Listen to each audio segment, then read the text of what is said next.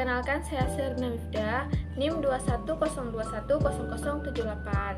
Nah, adapun tujuan pembuatan video ini untuk memenuhi tugas mata kuliah desain program parenting dari Ibu Kholidah Munasti SPD. Nah, adapun materi yang akan saya jelaskan yaitu tentang ethnoparenting. Nah, istilah ethnoparenting ini sendiri pertama kali dicetuskan oleh pakar sosiologi antropologi yang bernama Super dan Harkness pada tahun 1986.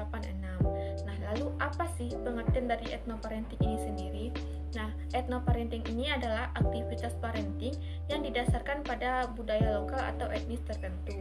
Nah, sebagaimana yang kita ketahui bahwasanya Indonesia sendiri terdiri atas berbagai macam multikultural budaya.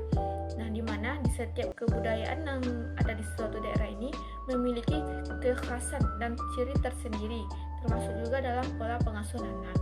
Nah, jika kita definisikan secara mendalam, ethnoparenting ini diartikan sebagai konsep atau praktik dalam pengasuhan anak yang dimana didasarkan atas budaya lokal, tradisi, nilai-nilai, kebiasaan, dan adat istiadat di suatu daerah tertentu.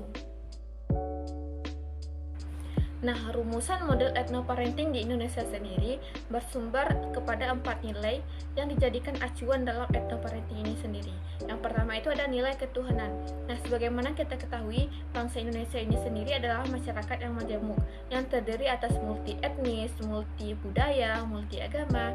Nah, di mana di sini terdapat 6 agama besar yang dimiliki oleh Indonesia. Yang di mana itu ada Islam, Kristen, Katolik, Hindu, Buddha, dan Konghucu. Nah, di mana di setiap agama ini memiliki kepercayaan yang berbeda-beda. Nah, yang kedua ada nilai utama jati diri manusia. Nah, beberapa budaya besar di Indonesia memiliki ekspresi dan pembahasan tersendiri tentang konsep jati diri ini. Nah, jika dalam Undang-Undang Pendidikan dikenal dengan konsep manusia Indonesia seutuhnya, yaitu apa dan seperti apa, turunannya perlu dijawantahkan dengan lebih praktis. Nah, namun sekalipun konsep ini terekspresikan secara beragam, namun pendekatan jati diri ini mendorong kita untuk menghargai keunikan dan perbedaan setiap individu yang ada di Indonesia ini. Nah, selanjutnya ada nilai pelestarian alam dan lingkungan. Nah, nilai-nilai tradisi sangat menghargai dan menjaga alam dengan lingkungan. Nah, tradisi lokal membimbing kita untuk kembali ke alam. Ini menuntun kita untuk hidup selaras dengan tanah, air, udara, serta beragam kondisi lingkungan di sekitar kita. Nah, hal ini akan membantu kita mengkonstruksi, memposisikan ulang, dan mendefinisikan kembali nilai-nilai kemanusiaan yang berkaitan dengan alam dan tempat di mana yang akan kita tinggali. Nah, yang terakhir itu adalah nilai gotong royong dan keterlibatan masyarakat. Nah, sebagaimana kita ketahui, budaya gotong royong ini sudah mengakar dari kehidupan masyarakat Indonesia. Nah, gotong royong ini adalah filosofi hidup yang mengakar lama dalam budaya Indonesia. Nah, gotong royong menggambarkan secara filosofis manusia dalam bangsa Indonesia. Nah, dalam gotong royong ini terdapat nilai-nilai kebersamaan, nilai keadilan, kerjasama, musyawarah, mufakat, serta nilai saling menghargai satu sama lain. Nah, keberagaman ethnoparenting yang ada di Indonesia sendiri ini sudah ada semenjak zaman dahulu kala, semenjak dari zaman nenek moyang hingga saat sekarang ini. Nah, hal ini bisa kita lihat dari adanya praktik-praktik kehidupan sehari-hari yang berupa tradisi masyarakat, misalnya seperti tradisi kehamilan yang bertujuan untuk memberikan doa dan harapan kepada calon bayi agar kelak bayi yang lahir tersebut terlahir dengan selamat dan sehat.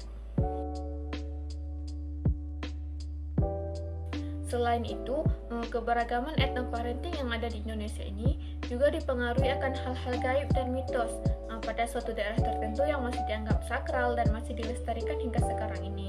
Nah, dengan adanya kepercayaan terhadap hal-hal gaib seperti mitos ini dalam pengasuhan menunjukkan bahwasannya ethnoparenting di Indonesia ini dipengaruhi oleh akan adanya suatu kepercayaan yang masih melekat di masyarakatnya.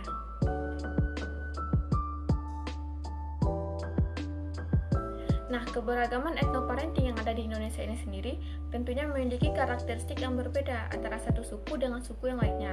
Nah, berikut ini merupakan beberapa contoh etnoparenting di setiap suku yang ada di Indonesia. Yang pertama itu adalah suku Jawa.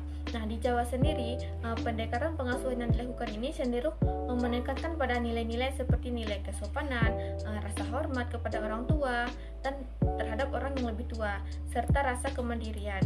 Nah, anak-anak di Jawa ini sendiri sering diajarkan untuk menjadi patuh terhadap otoritas orang tua dan memperhatikan norma-norma sosial. Nah, selanjutnya itu ada pola pengasuhan pada suku Batak. Nah, di suku Batak sendiri lebih menekankan pada nilai kekeluargaan dan keberanian. Nah, anak-anak di suku ini biasanya diajarkan untuk menjadi mandiri sejak dini. Namun juga ditanamkan nilai-nilai solidaritas dan rasa tanggung jawab terhadap keluarga dan komunitas.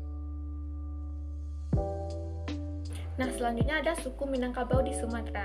Nah, pada suku Minangkabau sendiri, pola pengasuhan anak seringkali dipengaruhi oleh sistem kekerabatan matrilineal. Nah, anak-anak perempuan di suku ini diberi perhatian khusus karena mereka dianggap sebagai pewaris budaya dan harta keluarga.